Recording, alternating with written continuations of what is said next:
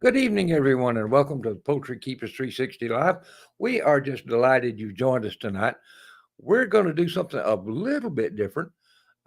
Jeff and I were talking, and I went back and collected some questions that were in uh, our groups, the Poultry Keepers 360 group and Jeff's Poultry Breeders Nutrition group. And we're going to use those to get us started. And hopefully, if you guys have a question, just put it in the comments and we'll do our very, very best to answer it for you. So coming up in just a few seconds, it's going to be a mixed bag tonight.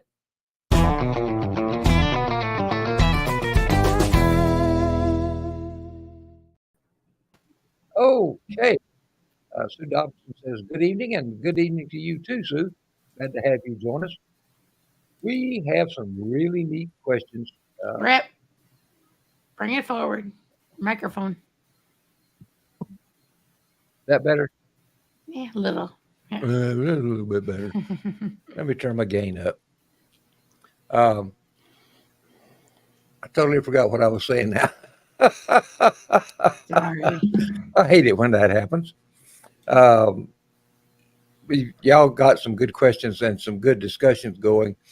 And we thought we would use some of those to generate interest in our viewers tonight and see what their thoughts were or what questions they might have. So, Karen, what's our first question? Well, you said we had a mixed bag tonight. Unfortunately, 90% of the questions on there were all about feed. So, yes, despite the fact that Jeff is having a long week, he's tired, so go easy on Jeff. He's That's been right. in Virginia and sped back here, didn't spare the horses to come back so he could be on with us tonight. Yeah, And Jeff, so we appreciate that. if we have to cut the feed questions short, and if you all can have questions other than feed about like live, that would really help us. That would really help him out. That's It's not just gonna what the happen. most questions It's all right. were. All right. So the first question: what can I do when there's no good feed available in my area? Move. Yeah. You know, working with people all around the country and even outside,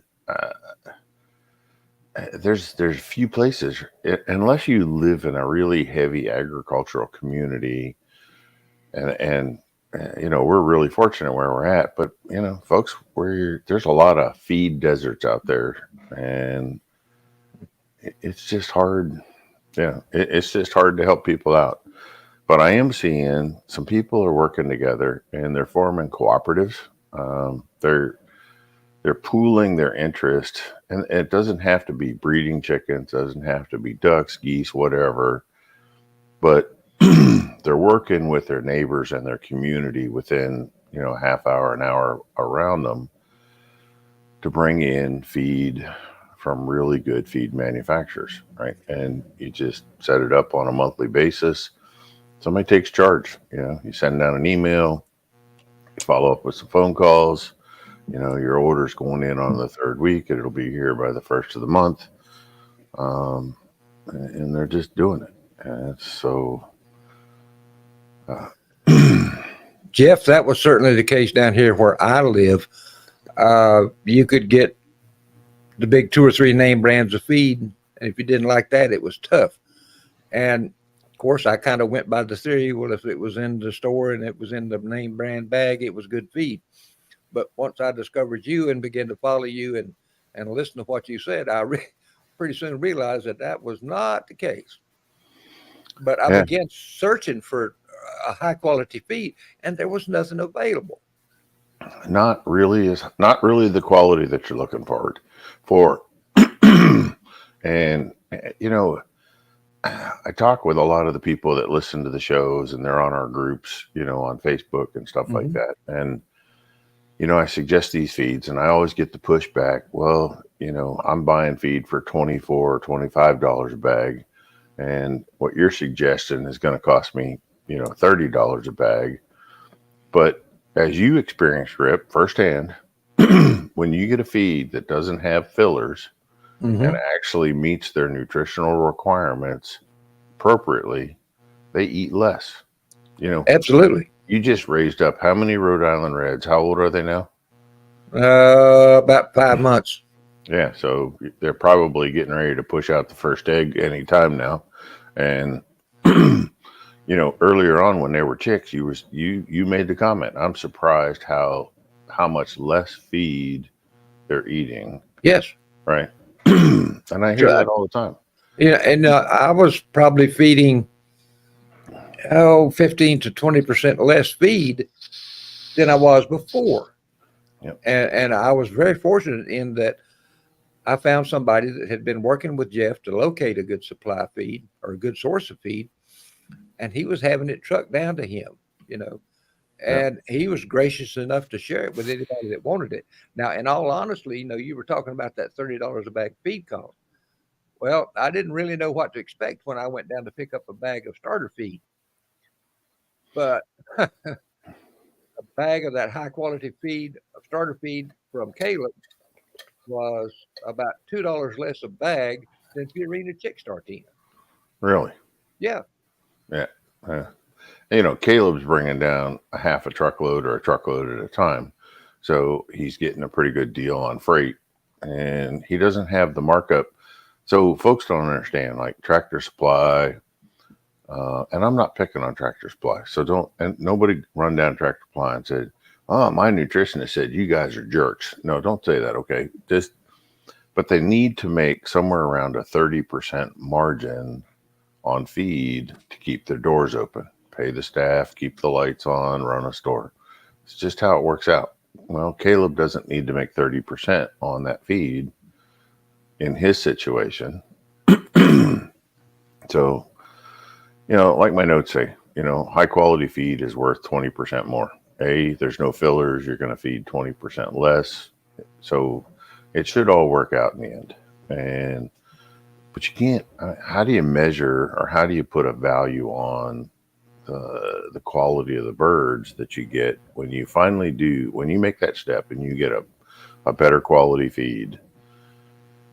You just see the difference.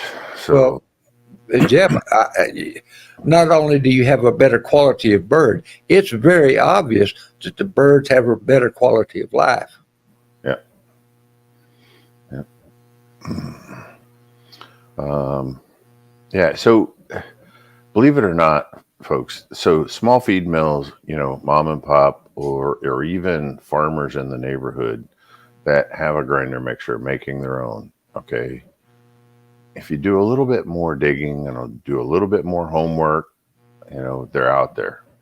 But this is a different breed of people. So it's not like walking into Tractor Supply, Rural King, or where you've been buying feed. These people are sensitive, they're quiet, and they're very reserved. So you need to be nice. You need to ask them nicely if they would help you. And that's the term you need to use, okay? They're not in the business of selling feed, and they don't really care if they make your feed or not. But Right. most of them, if you're nice to them, take them a couple dozen eggs or whatever, they'll help you out, okay? Just don't make it difficult for them. And then thirdly, Karen can attest to, consider making your own feed. Find the raw ingredients, whether you get, corn, barley, wheat, roasted soybeans, etc. It's really not that hard. If you look back at that YouTube video we did earlier, it's not hard. And a lot of people have taken this step. Now they're in charge of making their own feed. So And those are the, huh? and let me say that the number one place for me to buy my ingredients is the above things, small local feed mills. Do you know what I mean? Like, so they're willing to sell me their ingredients that they use. Do you know what I mean? Even, without making my feed for me. It's still for me the easiest place to get most of the stuff I need. So, Hey, Karen, you and Jeff were talking about making your own feed. The thing that has really surprised me, there's kind of always been an interest in doing that. But what has surprised me is how many people have actually taken that step and gone to making their own feed. And I think it's tremendous. It is. I've got about a half a dozen, folks across the country that have taken the step, to get the corn, get the soybeans, get the oats, get the wheat, get the ingredients, Yeah, it's another 2 hours out of their week that they weren't planning on giving to the chickens, but everyone has seen drastic improvements in their bird's health, their appearance, demeanor, everything.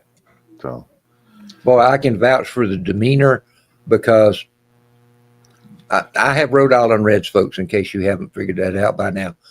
And they are very calm birds naturally. But once I started those birds on this really high quality feed, they are very people oriented now. They're not just calm. It's almost like they care about me, and I know that's not the right word to use, but I'm literally afraid that I'm going to stumble and fall on them. They're just always under my feet, and I think that's great. They're not flighty at all. yeah, and that is the right way to describe it, Rip. When you go out to visit your birds, whatever kind of bird you have, right? When I walk into a flock of any size, whether it's 20 or 2,000 or 20,000, if the birds fly away from me and they make a big ruckus about it, and I know there's either something off in the way they're being managed, or there's something off in the feed, there's something off in their environment that makes them that way. Because once I step into a chicken, into a flock, within a minute or two, I expect them to be gathered around, pecking my shoelaces, trying to get picked up. I see it all the time, and that's the way we want it to be. Another thing that I did early on when I started with Reds, when I first got mine, they were a little bit standoffish, a little bit skittish. Uh, but I discovered this accidentally. I was looking for the most vigorous chicks, and I like to put my hands into the brooder. Well, if they all jump and run down to the far end of the brooder, I didn't keep any of those chicks. I wanted the chicks that would come up to me, were not afraid of the hand going in there. And once I started giving them a few mealworms or a little chopped boiled eggs or something, they fast associated me with something good to eat. But that's just a simple thing. Once I started doing checking for the shy birds and letting them go and keeping the birds that were less shy, I got a tremendous amount of results just through that kind of selection pressure. But I was literally dumbfounded by the difference in birds on a good high quality feed. And I want to shout out to Rob. Rob, I'm glad you finally got that straightened out. I contacted Risaka and I got on him with both feet, and I said, "Look, this can't happen." So I'm glad that worked out. That you're back on Risaka. If you got any troubles with him, you let me know. I got an inside connection there. So right now he's having good results and getting more eggs right now. It's good feed. They've had some new staff in there and they don't communicate effectively. And so I just had to kind of go to the top and let it trickle back down again. But I'm glad it worked. I want to talk about this for just a minute. Go ahead. So Rob's excited about his feed and it's costing him less than the Tractor Supply feed. But Can I just throw out there that not every mom and pop local feed is going to be a better choice than... No, not at all. Okay. There are still people out there to make money and not... Okay, that's all. Right. I just want to say so many people are like, oh, I found this feed mill and I can get it for $15 a bag. And then 3 months later, their birds are all very, very sad. Yeah, and if I didn't put it in the other slides, look, you go in, you read tags, and you have conversations with those feed people. But again, don't be really forward and ask, hey, what ingredients are you using in your feed? I don't remember what that next slide has on it or if it even covers it, but I know I had something in there about that. Yeah. Let me. Rob, just real quickly, Rob says, thanks, Jeff. They actually called me and worked it out. I wondered if you had called. Folks, This is a prime example that Jeff is like E.F. Hutton. When he speaks, folks listen. Well, like I said, I know the owner. I know the owner and who's in charge, and I also know the nutrition person there. And it was simple. I give him a call and I'm like, look, Rob had posted that he was unable to get it or there was a problem at the mill. And so I just did a screenshot of that and I opened up a conversation. Right. And the guy, the mill manager, the guy who actually owns it, one of the family members, he had no idea that this was happening. Right. And it was just a new person there that didn't understand what Rob was looking for, and just failure in communication. So, Is this the slide you were looking for? Or not so yeah. much? Well, that's the tag. There was one about how to talk to people. How to talk to the feed mill guys. Anyway, that's fine. We don't. We can Just looking pick real up. quick. Well, look. So if you Here we go go. into There we go. so the questions you ask when you go into a small feed mill, or even if you're trying to work directly with a farmer and get him to process feed with you. But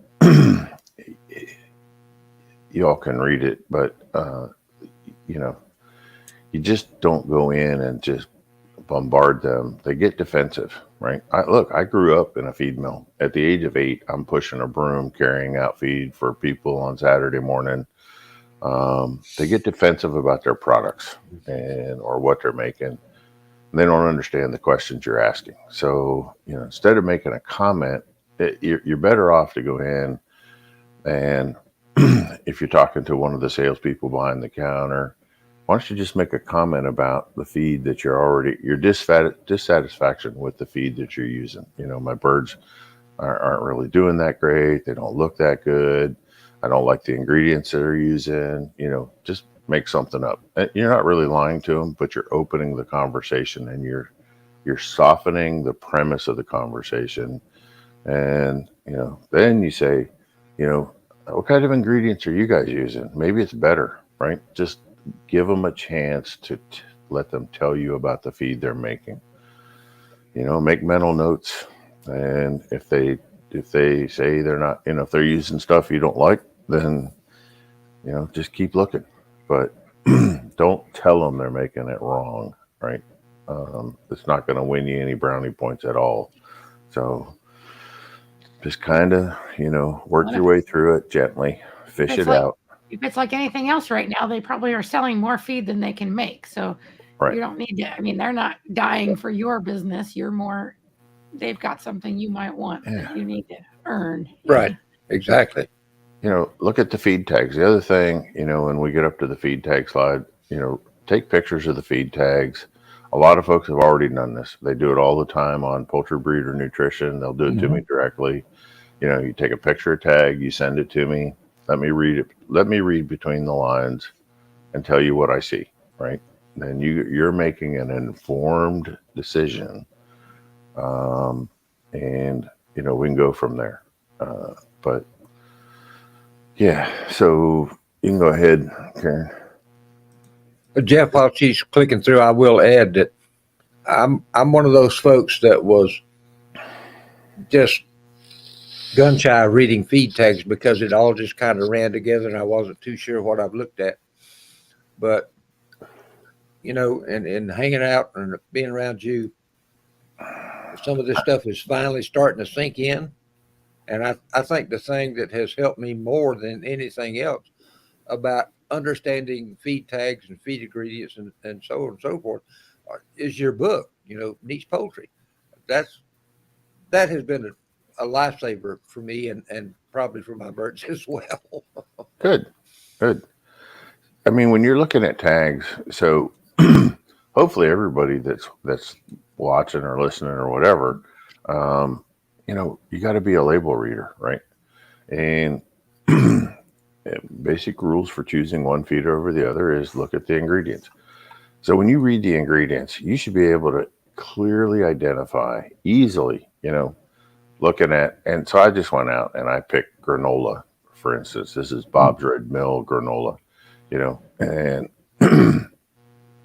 first ingredient, rolled oats, cane sugar, brown rice, etc. Right? So I could see everything clearly of what was in, and our chicken feed is not much more complicated than a high quality granola. So, if you were buying breakfast cereal for your family, hopefully you're reading those ingredients. And I'm sure not everybody is, but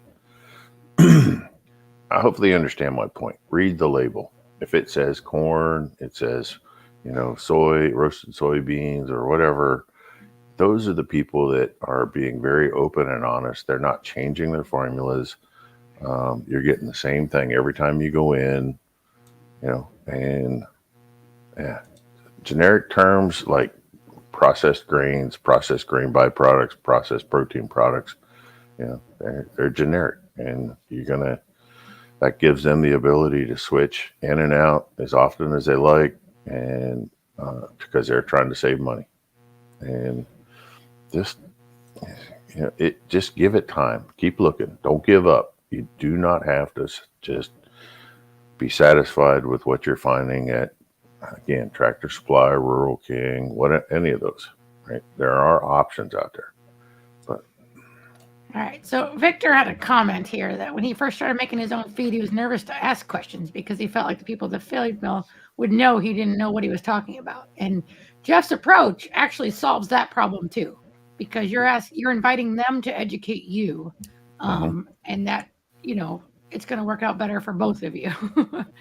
That the pressure's not all on you to say, I know I need exactly blah blah blah. So that's all. Rip, you want to give Jeff a minute? Oh wait, he's got something else to say. Who? You? No.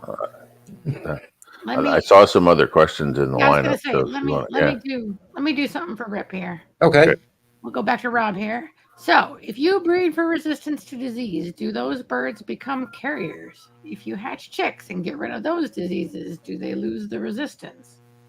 I'm not quite sure 100%. Let's tackle half of that at a time.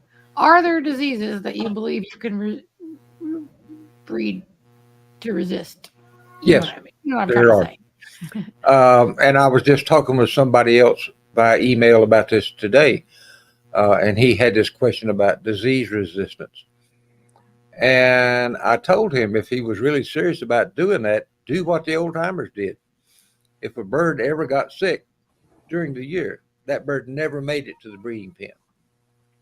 And what I did, based on what my mentor told me, if I had birds that got sick, I got rid of them. And in about 3 years, I had a really disease resistant flock. When I first brought my reds to Florida from Georgia, they were exposed to a whole nother set of germs. All right. Now, the gentleman I got my reds from said he had never had too much problem with Merrick's. Well, when they got to Florida and got exposed to the Florida strain of Merrick's, I had a problem and I lost a lot of birds.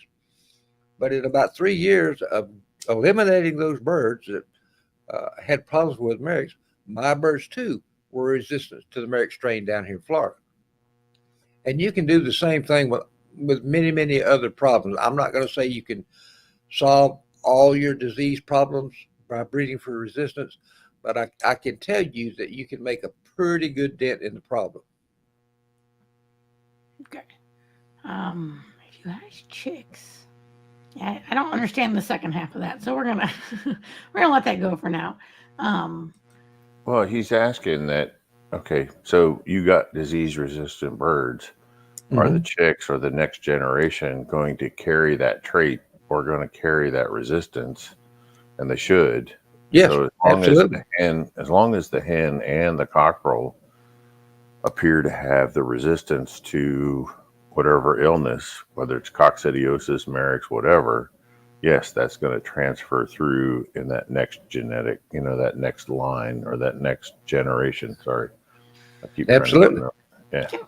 And that's another reason that I don't like treating birds prophylactically for diseases or worms or any kind of that stuff. Because if you're doing that, you're killing almost any chance you have at breeding for disease resistance. Okay, I have a devil's advocate question. Good for you. I feel I feel like people think when you say disease resistance like that, I feel like people sometimes believe like my bird is resistant, like cannot get Merrick's number 13. Like, and they cannot get mycoplasma this, and they cannot get like, or is it just in general that these birds are robust enough that they are resistant to disease? Yes. Like that last one, right? It's not like Right. my birds can't.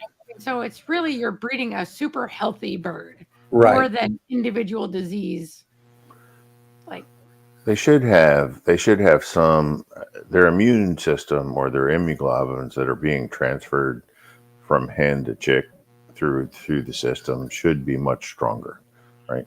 And but anytime you're building the health of the bird, whether you're doing it genetically or with feed or environment, all of that comes together, right? All of that has to be, you know, but stronger birds. And Karen, I mean, if you look at your birds where they are now compared to where they were when you started, they seem a whole lot more bulletproof now than they were then.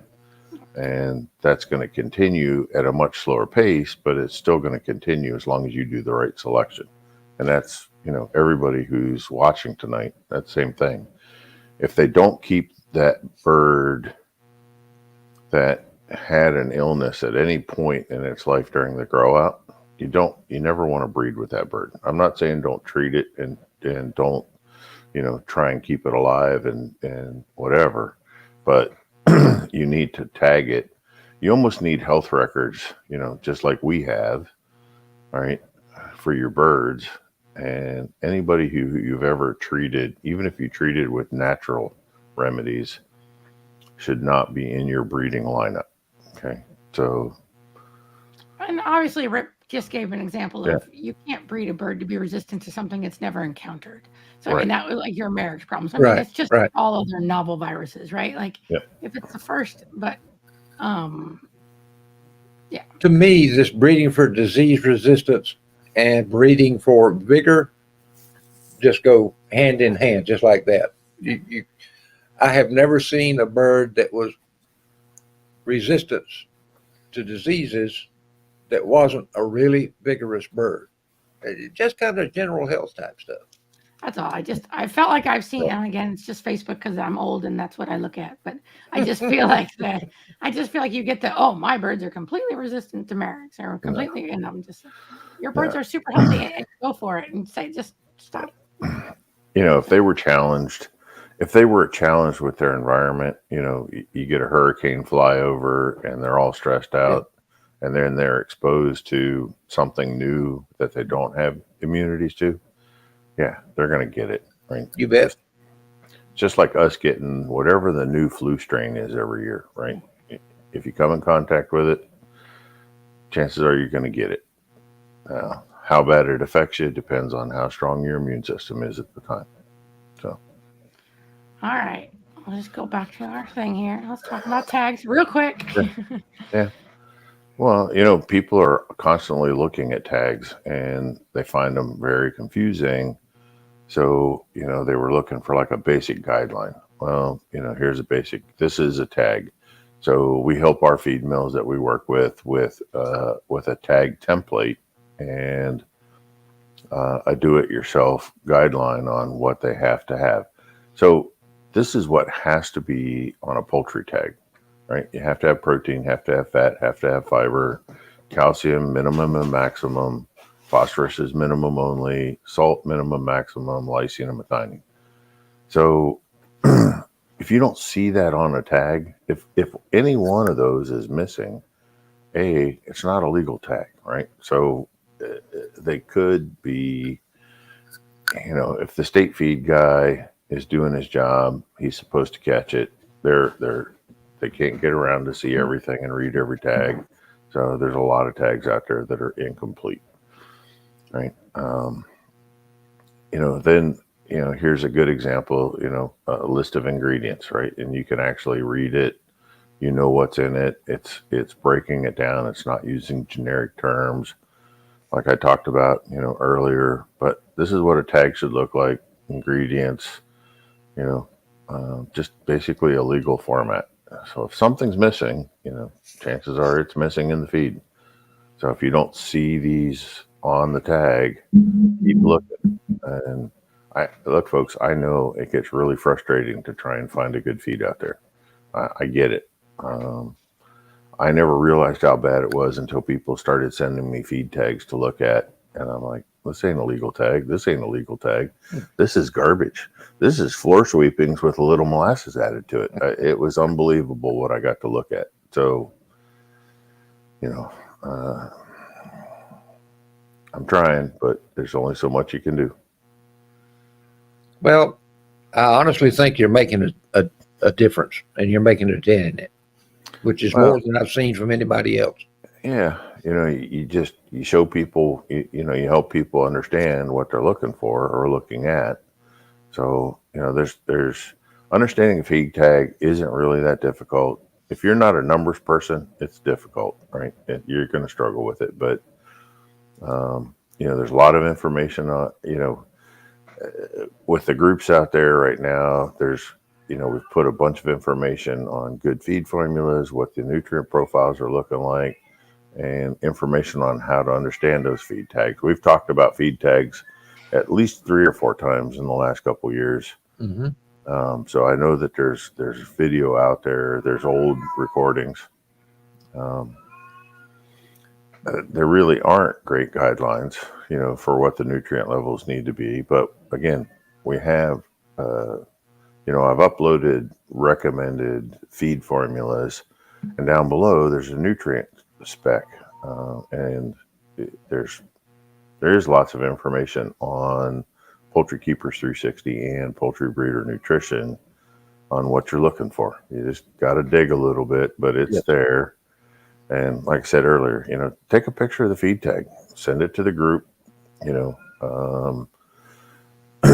make sure, because I don't know if I'm traveling or not, make sure you type my name in there so it tags me so I can look at it. But yeah, just take a picture, put it out there.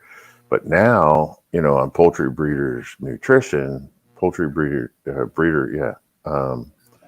there's so many folks out there now who've seen me answer or now feel comfortable saying, well, those ingredients are really generic. The amino acids are low.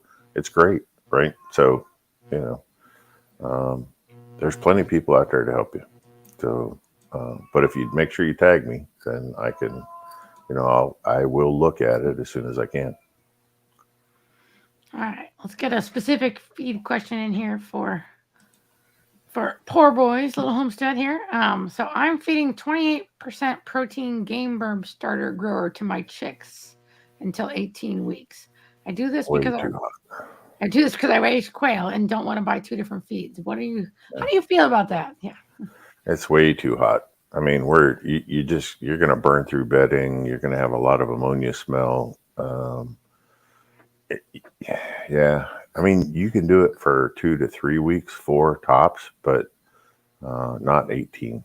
Once you get past 6, 7 weeks old, that their protein, first off, they need to be at about 23, 22, 23 as a starter. You're already at 28. And we've got to gradually step down. You can actually make the birds too high strung and too hyper by overfeeding protein. Mm-hmm. And, if you can do something different, I think you're going to be a lot happier using a lower protein. I know why you're using it for the quail, and I understand it, but it's pretty hot for chickens. And not only that, it's more expensive than a lower protein feed would be too, usually. Right. Yeah. It should be at least $3 or $4 a bag higher than a regular chick starter at 20%, 22%. So it should be. All right, Rip. Let's talk production. So are there traits that should relate to production ability, but there are traits that should relate to production ability, but people who show those birds often complain about low productivity. What do you think the cause of that is? Yeah. I honestly, I think the cause is forgetting to focus on the ability to produce eggs. Okay, you can have a bird with a proper ideal body structure and body capacity, but still aren't very good layers. And that's because, just like breeding for any trait, if you want to maintain good production, you have to select for good production. Like uh, how many, I won't use the technical term because it gets confusing, but how many days in a row does a hen lay an egg before she stops and takes a little break and then starts again? If she only lays 2 or 3 eggs and then stops for 3 or 4 days and then starts again and lays two more eggs, ah, that's not a productive chicken. But if you've got a female that'll lay 7, 8, 9, 10 eggs in a row and then take a break for a day and then come back and start laying that 7, 8, 9, 10 more eggs in a row before she takes another break, that's something you want to look for and something you can breed for. Okay. Production is highly heritable. Yeah, it's linked to some extent to skeletal structure and body capacity, because if they don't have it, they just can't maintain a good rate of lay. Uh, if they're very narrow in the rear end, the pubic bones are not very wide. They can suffer from prolapse and have problems laying an eggs. It's just a physical obstruction. And remember, when you're selecting for production ability, don't just select for what the females can do. You want to be sure that you're using males from high producing females too, because production is affected by both sides of the mating. All right, I'm gonna try again here. So, Okay. so we, okay, there are people, including me, who sort of believe that the most productive birds. That's like when they got into the standard, they like the standard describes a productive bird, right? Right. So by trying to match the standard, I sort of felt like I was trying to make more productive birds by adhering to the body capacity and that sort of thing. Um, but it sort of sounds like everything else, right? You can have a bird that has the ability to be productive, but just isn't. Correct. Right. But you're more likely to get a productive bird out of one that's properly built Right. than you You are to will have a super productive bird that's got tiny body capacity and narrow head and narrow, you know what I mean? Like, that so that won't happen if you've got a bird with poor body structure. You're never going to get them to produce a good number of eggs, and they're probably going to transmit that trait on down the line to their daughters and granddaughters and great granddaughters as well. So the first step could be breeding to standards so that you have the best opportunity, and then you need to make sure that that bird actually comes through with production. Correct. That And it's not just. and Don Schreider says it well. If you breed a bird to meet their breed standard, they will be capable of doing the job they were created to do. And you notice he says capable. Yeah.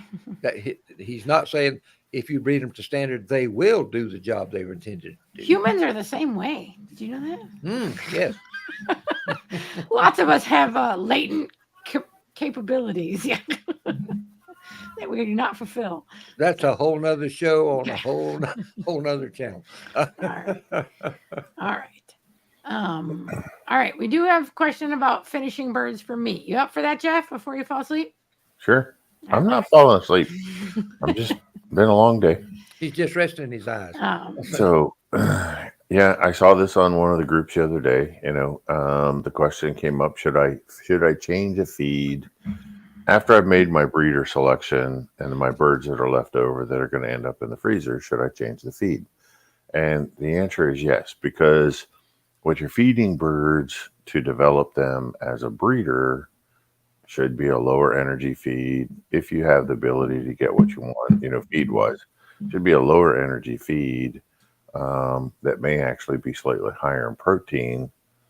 Whereas, when you're doing your breeder selection and once you've selected who you're going to cull and keep for meat, yeah, if I put them on a higher energy feed, you want to put them on a higher energy feed, lower protein. So hanging around people like Karen and Rip, my understanding is you're probably making not your final, but you're probably making what we refer to as a final selection for future breeders, somewhere between 12 and 16 weeks of age, right? You've seen, no, too late, Way too early. Yeah. way too early. Well, Probably. okay. So, Well, that's why I said it's not your final, okay. but you're doing some really hard culling around that 12 weeks. You know, you're seeing a lot of the traits that you're looking for at that point. You know, Well, body if you're trying to conformation. grow meat birds, then you'll make an effort. How about that? Okay. So somewhere in that time frame, you know, you're gonna cull out a large amount of birds. Well, if you switch them over to like a 16 or an 16%, with a higher energy, meaning it has more corn or wheat in it, this allows the carcass to start developing some fat. There's plenty of protein there. Still going to finish out. It's still going to grow muscle. It's still going to get larger. But if you don't have any fat on the carcass, you're losing a lot of tenderness and flavor, right? So you want to allow the bird to develop fat. You really don't want a future breeder developing fat at this age, right? You're still developing internal organs, muscle system, skeletal system. You know, you're still trying to get them ahead, you know, to be that perfect breeder. So yeah, you would want to switch over to some type of a meat bird, you know, a meat bird finisher, or, you know, it kind of looks like a layer feed, just without all the calcium in it. But yeah, so the answer is yes. All right, we do have a relevant question here. Okay. Victor wants to know, what do you think about having a culling program, and when should someone start culling? Oh, absolutely. You need a culling program. I was just talking with Mandolin Royal about this maybe an hour before showtime about the subject of culling. And I remember reading an article by a very famous red breeder back in the 20s and 30s. Uh, I didn't know you eh, could read back then. oh, it was a struggle, trust me. Punctuation, I know. But she wrote an article about make culling a hobby. Mhm. And I thought that was a pretty accurate thing. You know, for some things, you can cull when the chicks hatch, like physical deformities. For other things, a little bit later on, you can begin making and sort of sizing up those birds uh, at a reasonably early age. Now, I'm going to throw this out there too. Don Schreider, and I totally agree with what he says, when he was doing the Buckeye Restoration Program for the Livestock Conservancy, he reinforced what he already knew. And like I said, I'm support this. Those birds that are about 10 weeks, 11 weeks of age that have the widest backs, the longest backs, the deeper bodies, the longest keel, et cetera, are usually the same birds that exhibit that qualities or those qualities at 20 weeks of age, 16 to 20 weeks of age. It's not always 100%, you know, just like any other gamble when you're breeding chickens. There's nothing guaranteed, but that seems to be the general trend, uh, transitioning from chicks at 10 weeks old to chicks at 16 to 20 weeks old. You probably shouldn't be calling them chicks in, but Well, and related to what Jeff said, you have not, I don't know of anybody who chooses their actual breeders between 12 and 16 weeks, but you have the ability to know who you don't want. So if you've got yes, the space and and you want to be sustainable and you've got the energy and everything, then physically separating out your keepers, your possibilities from your non-possibilities, and changing the feed and getting them ready for butcher, I um, agree. will make and it'll make you happier too, because everybody's like, do your culls taste good? You know what I mean? Like, no, if you don't work, I mean, if you don't do something, maybe the answer is no when it doesn't have to be. So, Well, if you keep feeding them high levels of fish meal, you know, after that 16-week mark, and you're thinking about eating them, so unless you're really a lover of fish in your diet, they're not a pleasurable eating experience. And birds with a lot more dark meat and fat in around the thighs, then you know you're going to taste it. And I find I'm one of those people who is a little bit fish sensitive. I like to eat fish, but not when I'm eating chicken. Yeah. So the longer it's in the freezer, for some reason, the more of that fishy flavor I can smell and taste when I'm eating chicken that's been fed fish meal. So just for what it's worth, I would Yeah. want to get them off of fish meal for at least a month prior to, harvesting them for the freezer. And Jeff, talking about that, and I totally forgot what I was going to say. Karen, carry on. I I want to hate give getting old. I want to give a plug on the other side to know who you're breeding from and who you're hatching from and who you're not, because your breeding eggs aren't necessarily as delicious as your eating eggs are. No, not at all. Yeah. That's absolutely true. And you know what? On a breeding egg, I would want to smell and or taste a little bit of that fish.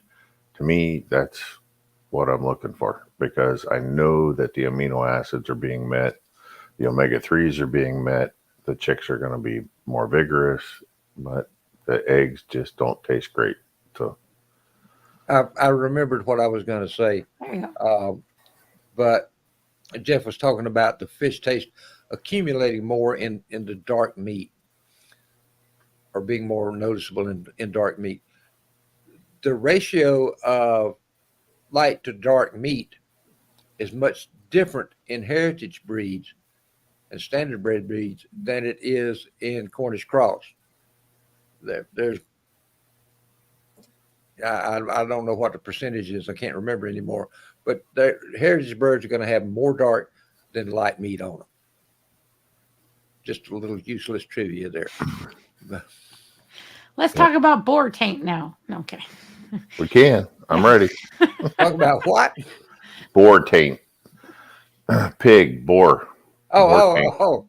I've had that one time, so now I know I am I can taste that. So, but who knew? Yeah. And male goats too. Yeah. Also, I've not eaten male goats enough to know.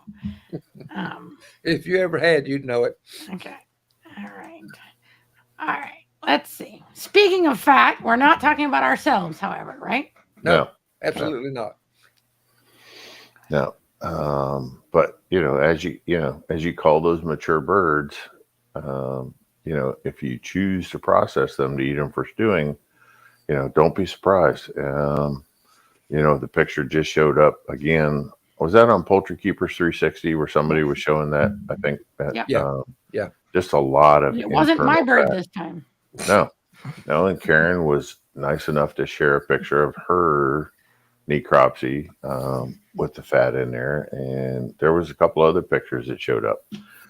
So, just don't be surprised if you're going to see internal fat. And this is going to be really especially true for the folks who don't have time to feed twice a day and limit the amount of feed to their flock, right? So winter's coming. Days are going to get shorter, and those birds are going to eat more for the cooler weather. And just don't be surprised. This is also true for the folks who just can't bring themselves to do a molt and make them lose weight, during that molding period. So if you hen hatched, and I have a bunch of breeders that do hen hatch, when that hen's sitting on those eggs, she loses that weight anyway, right? Because she's not going to the feeder as much. She's not eating as much, so she's melting that off. But when we go collect those eggs and we put them in an incubator, that's not, we lose that opportunity. So actually, part of me is thinking, for the folks who are using incubators, maybe you ought to let a hen, do a hen hatch once a year, even if you don't keep the chicks, just for the purpose of recycling her body. When you're done, you're getting to the end of your egg collection cycle for breeding purposes. What's it hurt to let her, hen hatch if you have the space and the facilities to do it, right? And a broody style breed. Yeah, So that's true. I'll also add to the hen hatch deal. The chicks, and I'm speaking exhibition chicks, but the chicks that have the best feather finish on them and the best condition are those that were raised by a broody hen. Absolutely. Yeah, it's very hard to mimic and duplicate that. Yes. We can get close, with diet and environment, but we're never going to be as good as a hen hatch. So I know we're running out of time here, but can I say, go ahead. Yeah. we on the poultry breeders, we recently had a question about lighting and when to start lighting if you want to hatch for January. Let me just, this is purely anecdotal, but one of the first years I decided to start lighting with my what was it, the hen light, the ones that, yeah. So Yeah. I turned those on in September and just let it work its thing out, and I would say a good third of my birds never molted. So Yep. by keeping them on the same light spectrum, I feel like I interfered with their molting by not letting them go through that period, that lessening period of light. So let me just throw that. I don't know that's for everybody, but I wanted to say that. Yeah, I mean, declining light after June 22nd, and not every breed's going to do this, but ideally, they should want to molt, or they should molt sometime late July and through August, hottest time of the year. And Yeah. Mine are molting right now. some people are doing their molt thing and trying the molt ration. I'm getting some positive feedback. Some other people get really scared because the disposition of the bird changes. They get, much more aggressive is some of the terms I'm hearing, but they're way more anxious when you show up to give them feed. But hey, it's, yeah, but starting your lighting sometime in October, if you want to hatch eggs in December, January, you're going to have to start your lighting program in October to start bringing them back up. And they need to be above 12. They should be somewhere close to 14 hours to get good stimulation. And I apologize. I should not have said it that way, because somebody's going to go turn the lights on for 14 hours, and don't do that. So you have to gradually increase the light at 30 minutes per week. And you will want a timer to rely on versus your alarm clock to go to hit the switch. So 30 minutes per week is all you can add to a hen's life. And I feel that adding it to the morning is always better than anything you add in the afternoon or the late evening, after the sun goes down. Because they know when the sun goes down, they're on the roost, they're done. Even if you put lights in there, they're done. Okay. And folks, don't forget, it's not just the females that need this light stimulation. Also the males, because it can greatly affect fertility. And the older male is, the more light stimulation you're going to have to become fertile again. All right, I think we're gonna go with the rest of the show being the live questions, if that's okay with y'all. Yep. All right. All right. So, what level is normal coccidiosis in chicken poop if they're not displaying symptoms? But I think the important question is should most vets know what is acceptable? Some. Okay. So do your own fecal floats too, and pick up a used microscope somewhere and just do your own fecal floats. What I'm looking for is whether it's coccidiosis, oocyst, or it's parasite eggs. The threshold is, you're looking for between 40 to 60 grams, 40 to 60 either oocyst or eggs per gram of manure that was floated. Okay, so that's a good number. If you're over 60, consider doing something to manage either the parasites or the coccidiosis. Actually, if you get below 40, I'm starting to get nervous that you don't have a good, healthy digestive tract. Now, somebody, I can hear it, just fell off their chair, but coccidiosis and parasites are part of a healthy digestive tract for a chicken, and actually for a lot of animals, you'd never want the number to be zero. Never, ever, ever do you want that number to be zero. Everything lives in harmony with each other in that digestive tract. And as long as those numbers are between 40 and 60, your birds are going to be perfectly healthy, because you actually want the bird to be challenged on an ongoing basis by both the coccidiosis and some of the parasites, right? That helps their immune system. It helps them function correctly. It keeps them working at a higher level. But people that are looking for a zero count when they get a fecal egg float, that's wrong. You do not want zero. Zero is just as unhealthy as a bird with 150 eggs per gram of manure. So just don't. But anyway, sorry, I No, didn't mean to get on my soapbox, but we might have sort of covered this before, but Sue's desperately looking for a source of alfalfa pellets or small amount of leaf hay. Got any hints there? I don't know where Sue's at, so I can't. She's in Oklahoma. There's got to be alfalfa hay in Oklahoma. As dry as Oklahoma is, there's alfalfa hay out there. I would just. I tell you what, Sue, if you know Logan Courtney, he's into beef cattle and dairy cattle, but I suspect he can also point you to a good source of alfalfa pellets or hay. He's also in Oklahoma.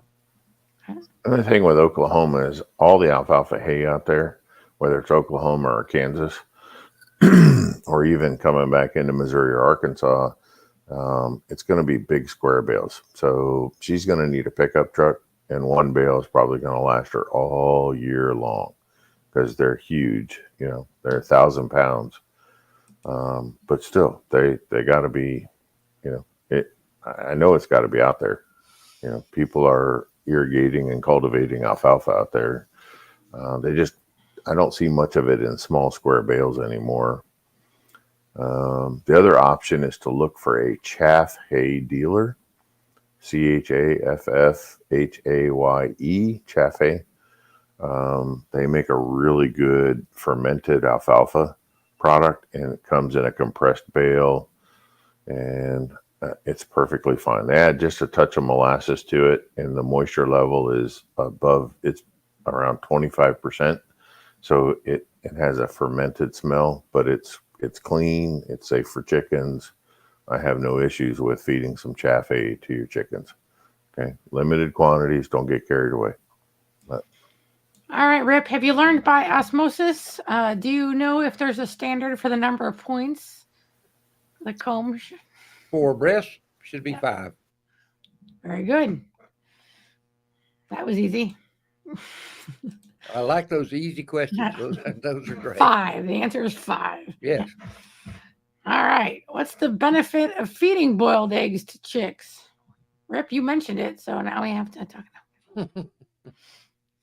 Well, and I will oftentimes start baby chicks and give them, I'll just mash up some boiled eggs and feed those back to them. And sometimes I'll mix my yogurt in there as well, because I like to give chicks both. I don't feed it to them 3 times a day, maybe once every other day, every 3 days, something like that. But I think that extra protein in the egg just gives them that little boost, really. And sometimes you can get them to eat that when, even as older birds or mature birds, they'll often eat boiled eggs if they're sick or something when you can't get them to tackle anything else. Unless you just want to kill them. Well, yeah, you're right, Rip. They have a hard time saying no to a hard boiled egg. So if you mash it up, it's a great stimulant when they are very young to get them to start eating feed. So I have a lot of people that'll mash them up real fine and sprinkle them on top of their chick feed. They just gravitate right to it. I mean, it just, it doesn't take a lot. Don't get carried away. We're not. No. In the first week, it's probably maximum of 2 hard-boiled eggs per 100 chicks. And as they get older, you can increase that, but it's a very small amount. Works great. It's kind of like Brill cream. Brill cream. A little dab will do you. That's right. Thank you, Jimmy Buffett. Susan's looking to see if she can substitute chia seeds to have some better tasting eggs or meat. Would that work instead of the? It would. I'd have to look at the omega-3s on chias. I know that they're good. They're part of that family. They're an offshoot of the mustard seed family, but and you're not going to need a whole lot, but you could. I just don't have the numbers for the omega-3s or the fatty acid profile for chia seeds right on top of but you don't want to get carried away with the chia seeds either. Too much of those can be a bad thing. So, all right, I'm going to call this. Okay. So, Rip, will we be back again sometime? If they'll have us back, we'll be happy to show up in 2 weeks. Personally, I'm kind of enjoying this new day and new time because it fits well with my schedule too, and I hope it fits well with our listeners' schedules. And speaking of listeners, if you haven't already, don't forget to listen to our Poultry Keepers podcast. We post a new one every Tuesday morning at 12 a.m. So for all you early risers, you can have something to do while you listen to your podcast. Drink your coffee and have a podcast. All righty. So until 2 weeks from now, thanks you for listening. Enjoy your birds, and we will see you in 2 weeks. Bye-bye, everybody. Thanks. See you, everybody.